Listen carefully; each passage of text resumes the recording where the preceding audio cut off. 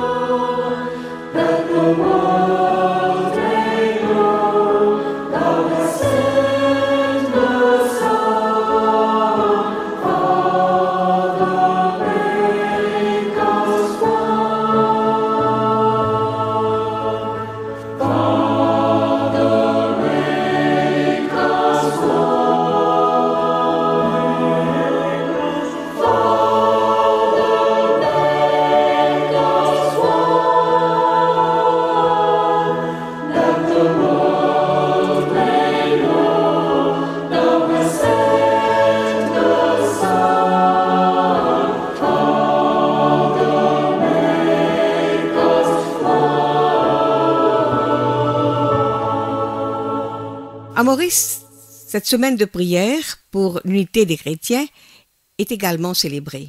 Pour nous en parler, nous accueillons le révérend Stéphane de la paroisse de Holy Trinity à Roseville. Nous l'écoutons, il répond aux questions de Jean Ousmane.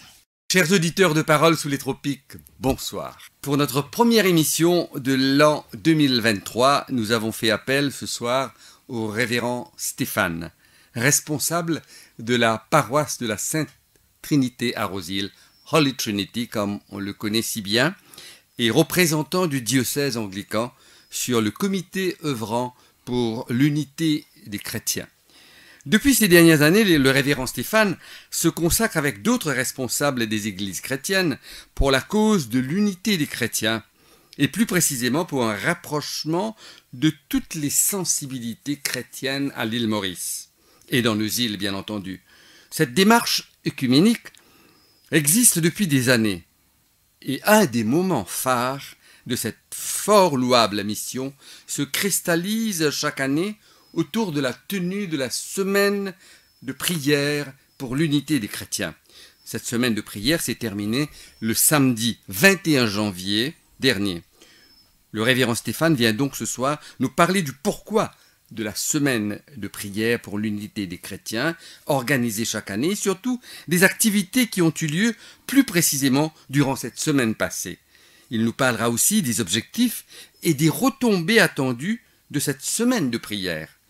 Écoutons plutôt, si vous le voulez bien, le révérend Stéphane nous en dire plus au cours de l'entretien qui va suivre. Bonsoir, révérend Stéphane. Bonsoir, Jean, et bonsoir à nos auditeurs. Une première question, révérend.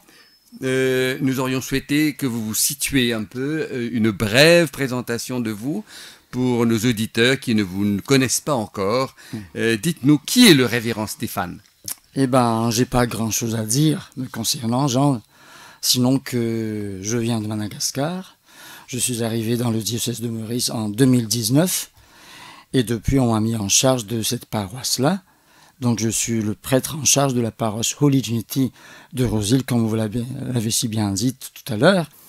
Et à part cela, je suis à ma 4e paroisse là maintenant. Et les 3 premières paroisses étaient à Madagascar.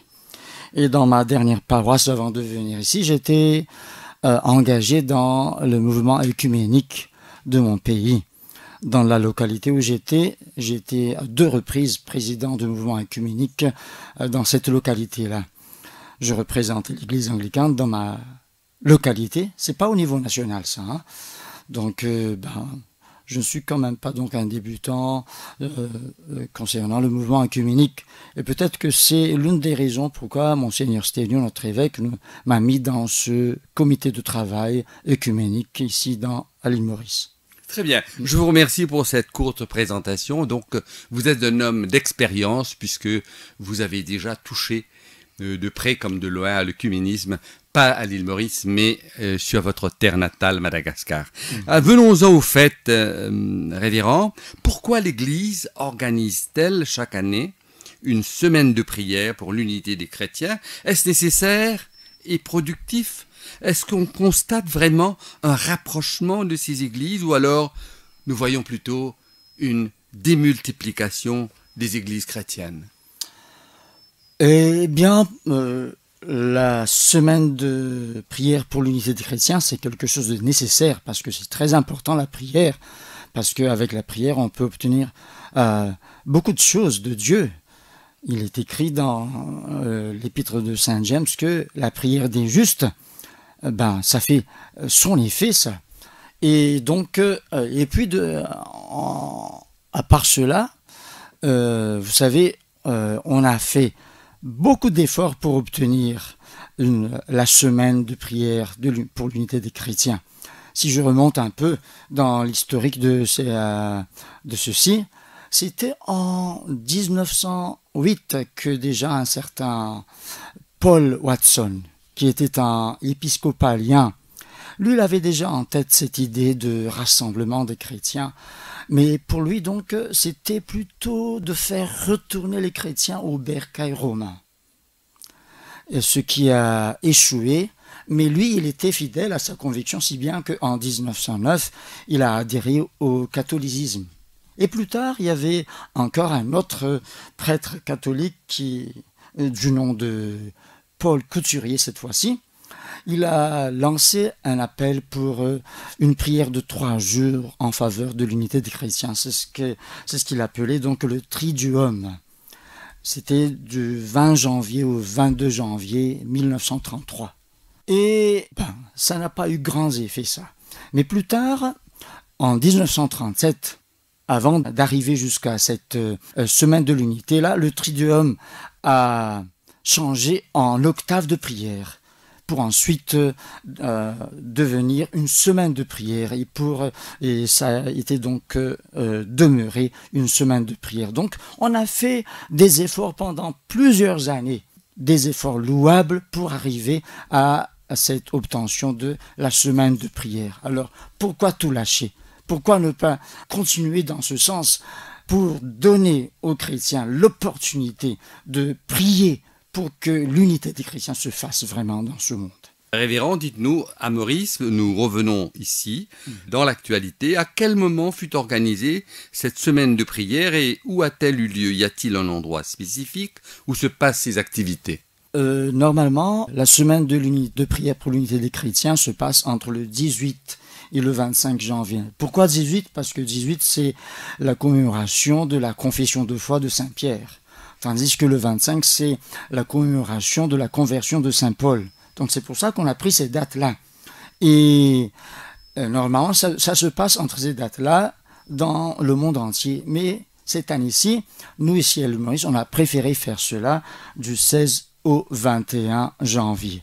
Et pour ce faire, les églises ou bien les institutions qui ont adhéré au mouvement œcuménique à l'île Maurice ont produit chaque jour des programmes qu'on a publiés sur YouTube.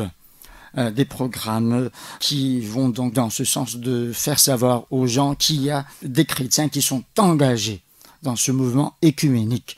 Et donc on a pu faire des 6 membres de cet œcuménisme à l'île Maurice, 5 on peut produire des programmes.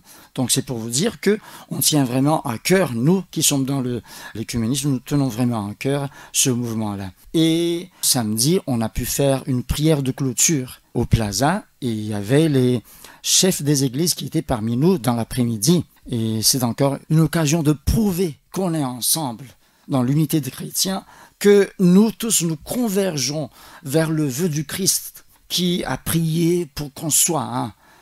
Parce que vous savez, dans Jean chapitre 17, verset 21, le Christ a prié ainsi. Donc on est dans cette optique-là.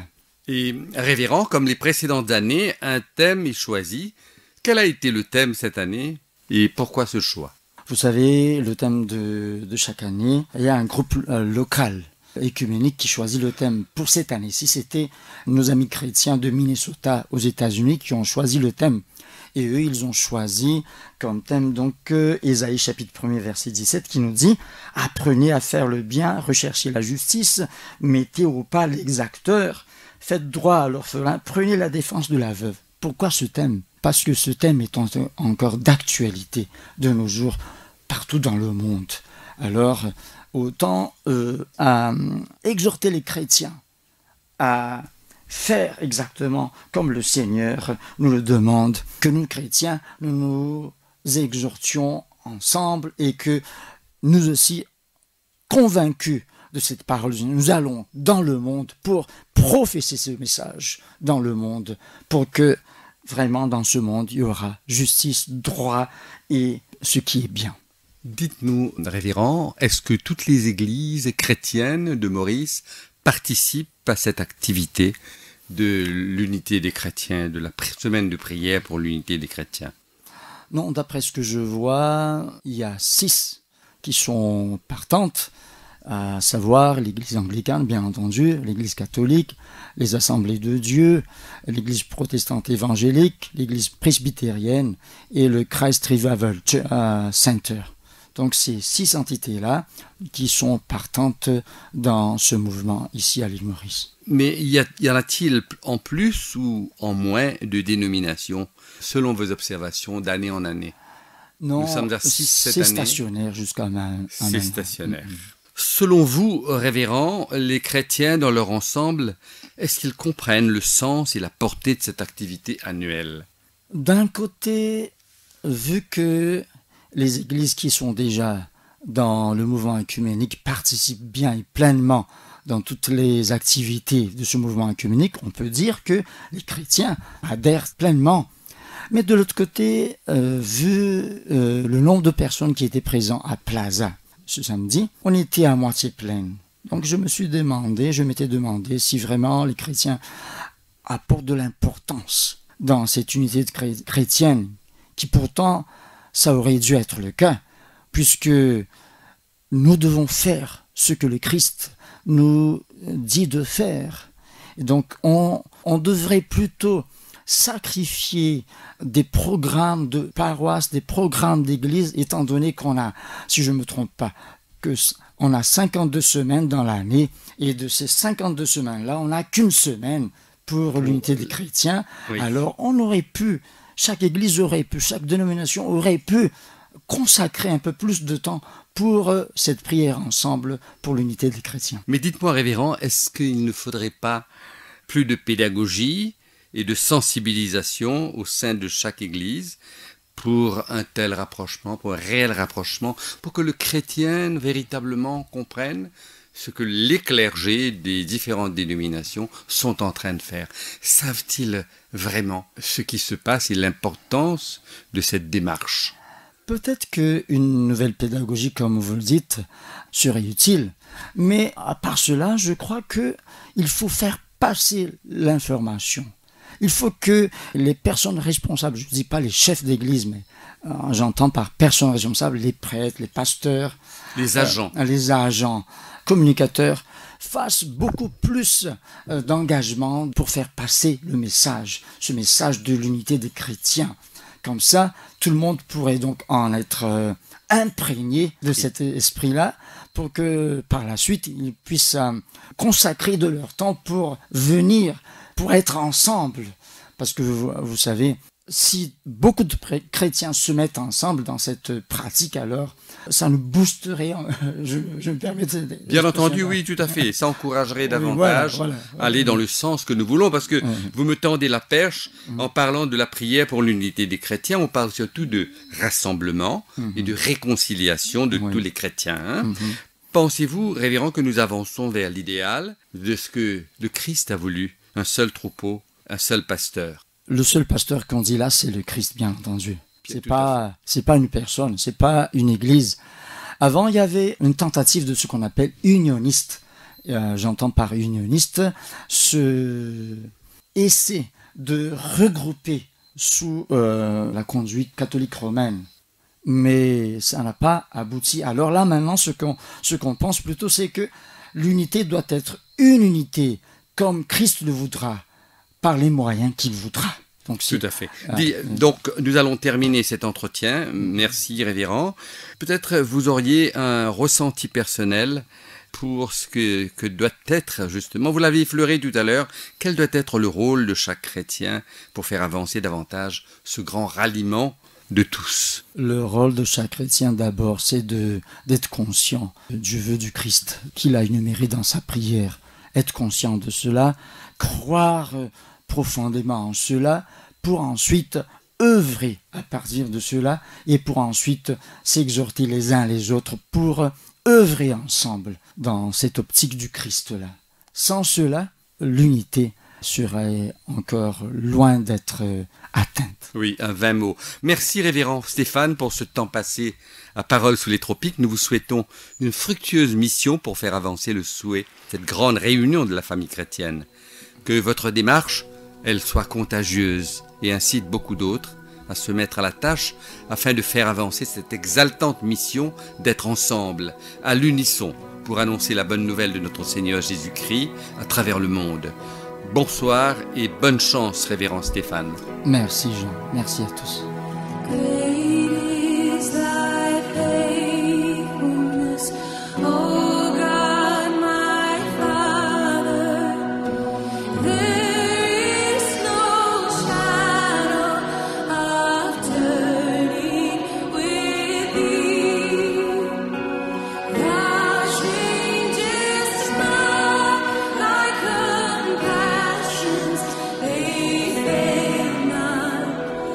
As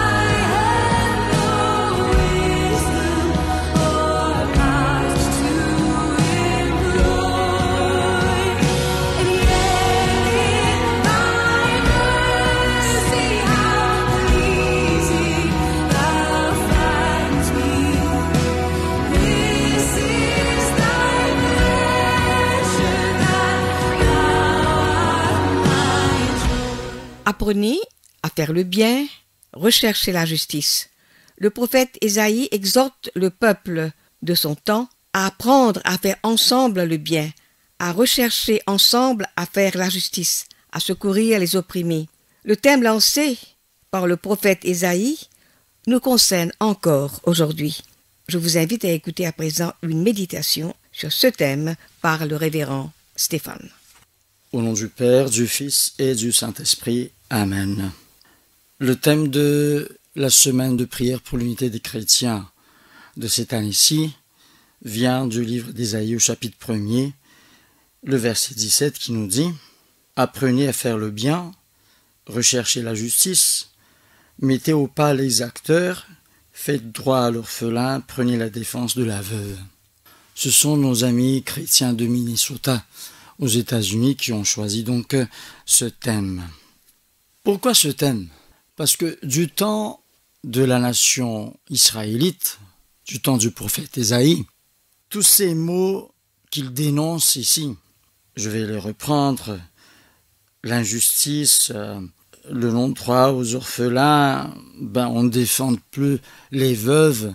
Tous ces mots qu'il énumère ici-là existaient dans la nation israélite de ce temps. Et de nos jours, ces mots-là aussi existent bel et bien que nous sommes des centaines et des centaines d'années plus tard. Lavez-vous, dit le Seigneur, apprenez à faire le bien. Pour faire le bien, mes chers amis, on apprend. C'est pas quelque chose qui se fait ponctuellement, qui se fait d'un jour au lendemain, mais c'est plutôt quelque chose que l'on apprend, et que l'on apprend de la parole du Seigneur, que l'on apprend en étudiant la parole du Seigneur. Mes chers amis, nous chrétiens, nous devons donner plus d'importance dans l'étude de la parole du Seigneur.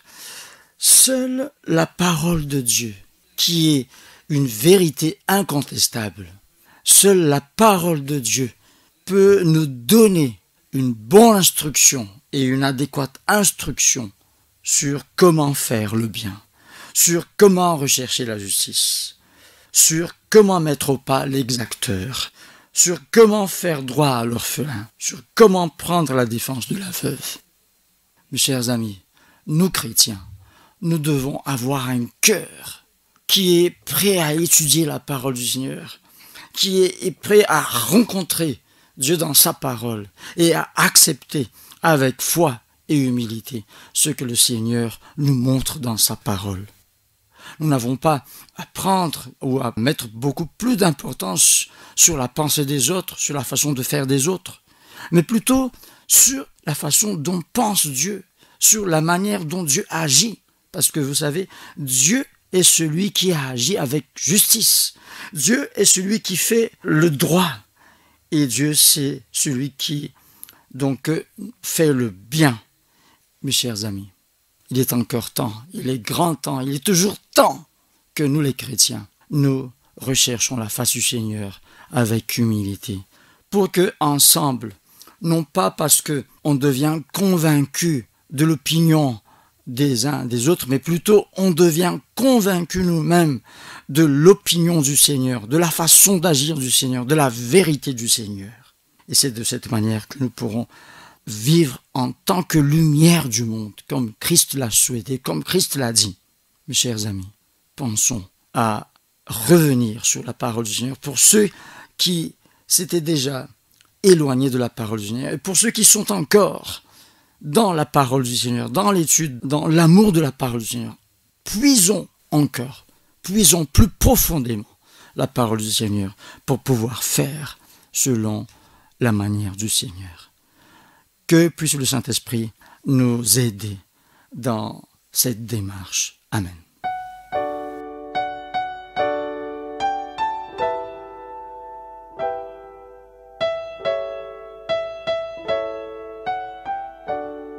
Écoutons à présent une prière dans le cadre de cette semaine de l'unité des chrétiens.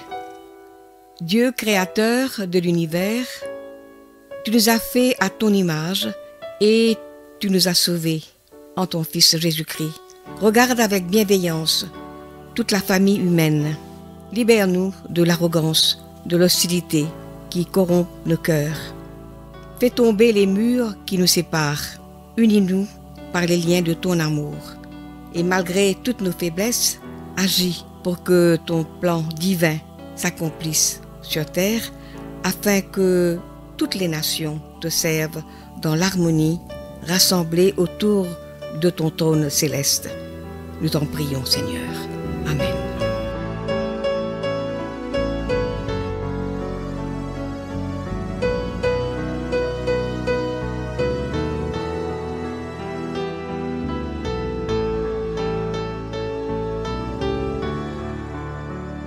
Pour terminer, quelques nouvelles de notre diocèse.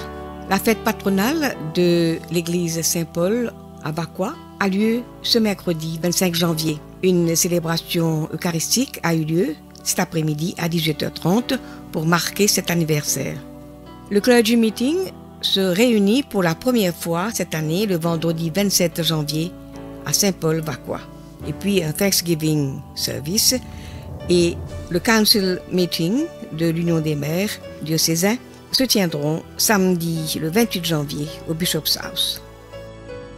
Et voilà, c'était Paroles sur les tropiques. Chers amis, c'est ici que nous allons prendre congé de vous. Nous vous remercions de votre attention. Un grand merci à Alain Juste pour sa précieuse collaboration technique. Nous serons de nouveau sur les ondes le dernier mercredi du mois de février. En attendant, nous vous disons au revoir. Que le Seigneur vous accompagne tout le long de ce mois. What a friend we have in Jesus, all our sins and griefs to bear. What a privilege to carry everything to God in prayer. Oh, what peace we often forfeit.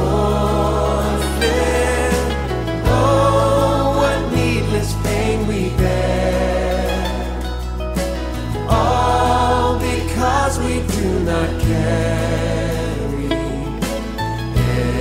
everything to God in prayer.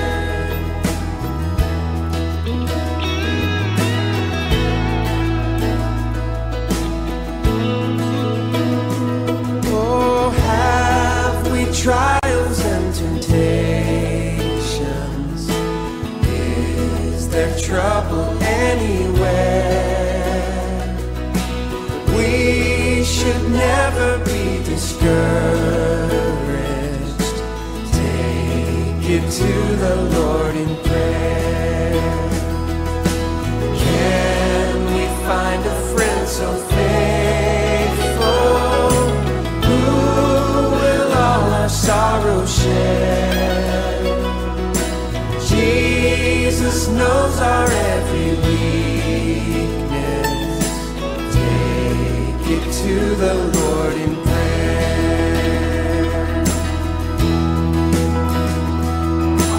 Are we weak and heavy laden, cumbered with a load of care?